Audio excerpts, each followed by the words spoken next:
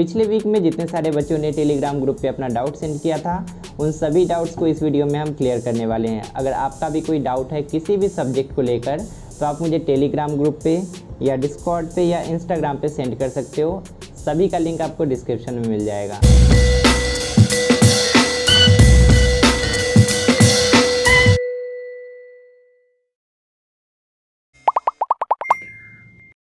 आज का पहला जो डाउट है वो प्रगति राणा ने भेजा है। इनके क्वेश्चन में पूछा गया है a design on the wall of A room consist of 1000 tiles of the shape of parallelogram. एक कोई दीवार है जिसपे 1000 टाइल्स लगा हुआ है और उन टाइल्स का जो शेप है वो कैसा है, पैरेललोग्राम जैसा है। आगे पूछा गया है if altitude and base of each tile is 10 centimetre and 4 centimetre. Altitude यानी कि ये ऊंचाई जो है वो 10 सेंटीमीटर है और ये जो बेस है ये 4 सेंटीमीटर है। अब इससे हम लोग इसका एरिया आसानी से फाइंड कर सकते हैं इन दोनों चीज़ को यूज़ करके। आगे पूछा है find the cost of polishing the design at the rate of 9.5 rupees पर डेसीमीटर स्क्वायर। यहाँ पे जो क्वेश्चन अगर नहीं बन रहा होगा तो इसी के कारण नहीं बन रहा होगा। यहाँ पे आपको ये जो सेंटीमीटर और यहाँ पे सेंटीमीटर गिवन है ना, इसको पहले डेसीमीटर में कन्वर्ट करना पड़ेगा। इसको कन्वर्ट करने के लिए आपको जानना होगा कि 10 सेंटीमीटर जो होता है ना वो इक्वल होता है 1 डेसीमीटर के।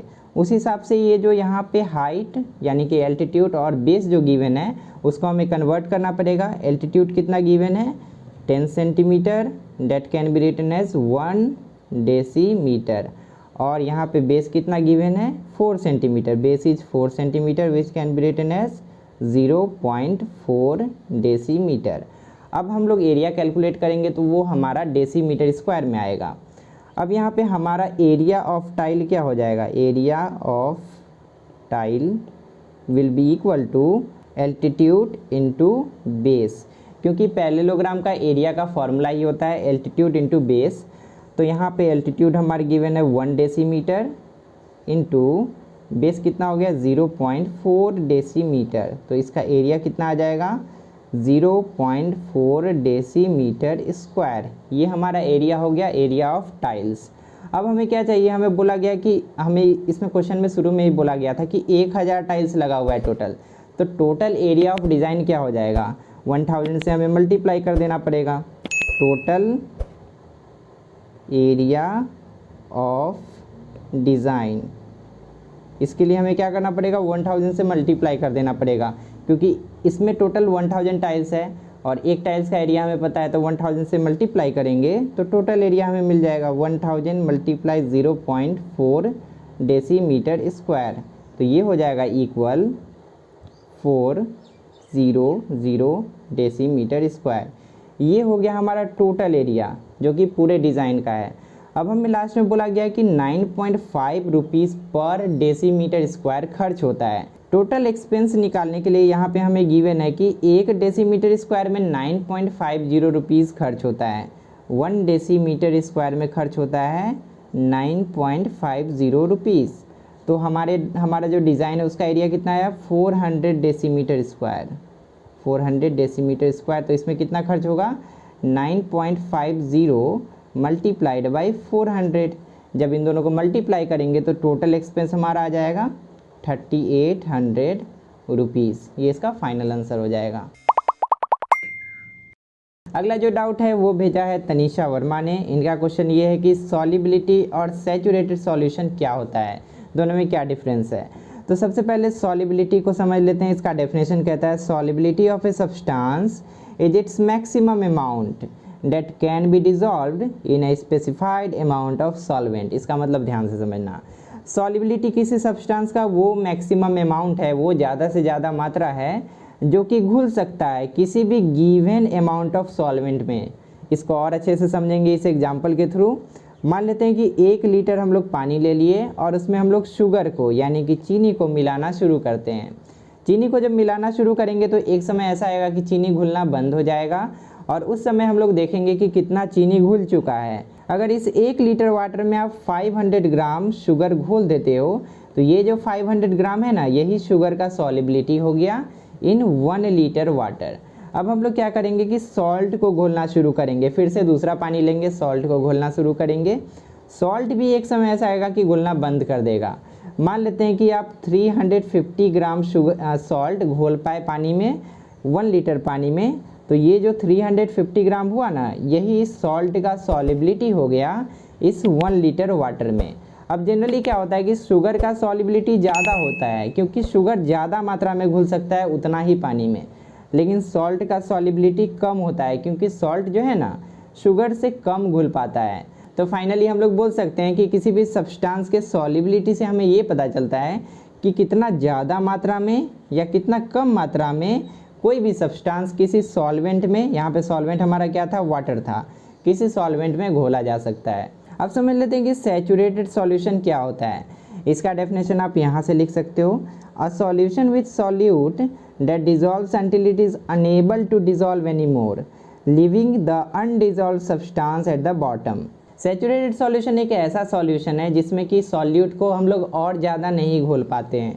फॉर एग्जांपल यहाँ पे मान लेते हैं कि हम लोग पानी ले लेते हैं एक बीकर में और उसमें चीनी को घोलना शुरू करते हैं। एक समय ऐसा आएगा कि चीनी घुलना बंद हो जाएगा, जाके इसके बेस में जाके सारा चीनी बैठने लगेगा। अगर हमको और ज़्यादा उसमें चीनी को घुलाना है तो हमें क्या करना पड़ेगा, उसको गर्म करना पड़ेगा। जब हम लोग उसको गर्म करेंगे ना, तो उसमें फिर से वो जो नीचे चीनी बैठा हुआ था ना, वो घुलने लगेगा। उसके बाद क्या होगा कि हम लोग और चीनी डालेंगे, वो भी घुल जाएगा गर्म पानी में। लेकिन एक समय ऐसा आएगा कि गर्म करने के बावजूद भी वो चीनी नहीं घुलेगा। उस समय जो सॉल्यूशन बनेगा ना, उसी सॉल्यूशन को हम लोग बोलेंगे सैचुरेटेड सॉल्यूशन, जिसमें हम लोग और ज़्यादा किसी भी सब्सटेंस को डिसॉल्व नहीं कर पाएंगे। अगला जो क्वेश्चन है वो हेमाद्री ने भेजा है, इनका मैथ का क्वेश्चन है।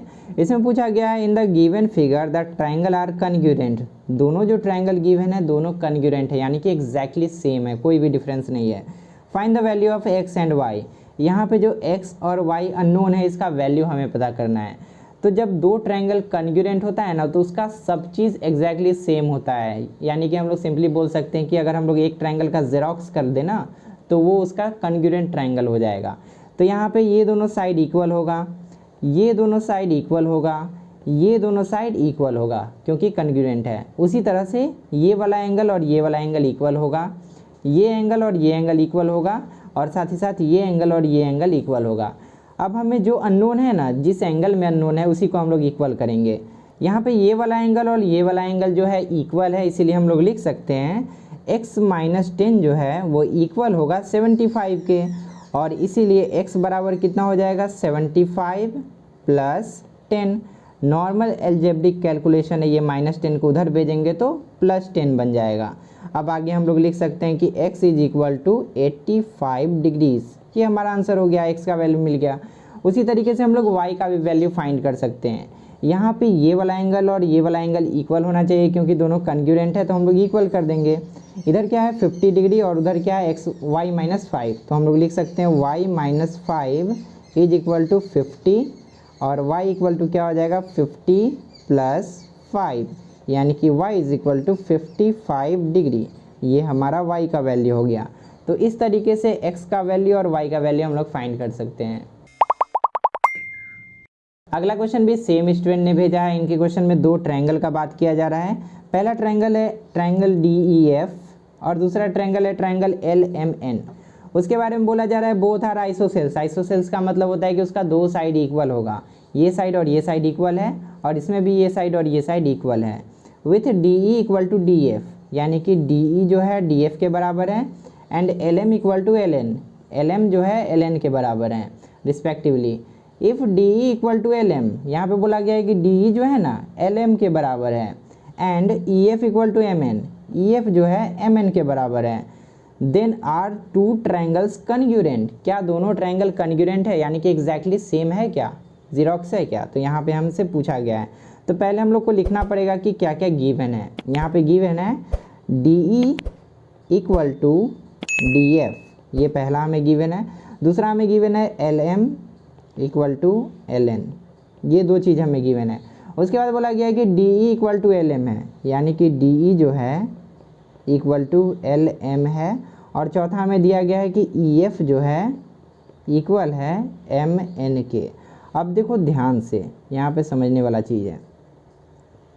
DE DF के बराबर है, LM जो है LN के बराबर है, और यहाँ पे बोला गया है कि डी ई जो है एल एम के बराबर, यानी कि ये दोनों भी बराबर है। जब ये इसके बराबर है, ये इसके बराबर है और ये दोनों भी बराबर है तो ये सब इक्वल हो गया ना। तो हम लोग लिख सकते हैं, यहाँ पे हम लोग लिख सकते हैं D E equal to D F equal to L M equal to L N. इसका मतलब ये हुआ कि हम लोग इन सभी साइड्स को इक्वल बोल दिए, ये वाला, ये वाला, ये वाला और ये वाला, सभी साइड्स इक्वल है। यहाँ तक हमें पता चल गया। अब उसके बाद जो सबसे अंतिम कंडीशन दिया गया है कि E F equal to M N, उससे हम लोग बोल सकते हैं कि ये वाला और ये वाला भी इक्वल है। इसका मतलब कि सभी साइड्स इक्वल है। यहाँ पे ये साइड इक्वल है, ये साइड इक्वल है और ये साइड इक्वल है। तीनों साइड जब दोनों ट्राइंगल का इक्वल है तो हम लोग बोल सकते हैं यस दे आर कन्ग्रुएंट। यहाँ पे हम लोग बोल देंगे यस बोथ आर कन्ग्रुएंट। उसके बाद बोला गया है which condition do you use. Congruent होने का 3-4 कंडीशन है, वो कंडीशन आपको पढ़ना पड़ेगा, बुक में गिवन है। यहाँ पे हम लोग देख सकते हैं कि तीनों साइड इक्वल होने के कारण कन्ग्रुएंट हुआ ना। तो हम लोग लिखेंगे यहाँ पे it is congruent by S S S, क्योंकि ये तीनों साइड के इक्वल होने से कन्ग्रुएंट हुआ, इसीलिए हम लोग लिखेंगे it is congruent by side side and side. एक और क्वेश्चन सबसे अंतिम में पूछा गया है कि अगर एंगल ई का वैल्यू 40 है तो एंगल एन का वैल्यू क्या होगा। ये हमारा 40 डिग्री गिवन है, ये वैल्यू हमसे पूछा गया है कि क्या होगा। तो ये जो वैल्यू है ना वो एग्जैक्टली इसके बराबर होगा, इस वाले एंगल के वैल्यू के। तो हम लोग इसको फाइंड कर लेते हैं। अब अगर हम लोग इस ट्रायंगल को देखें ना तो ये कैसा ट्रायंगल है, एक आइसोसेल्स ट्रायंगल है, यानी कि इसका 2 साइड इक्वल है।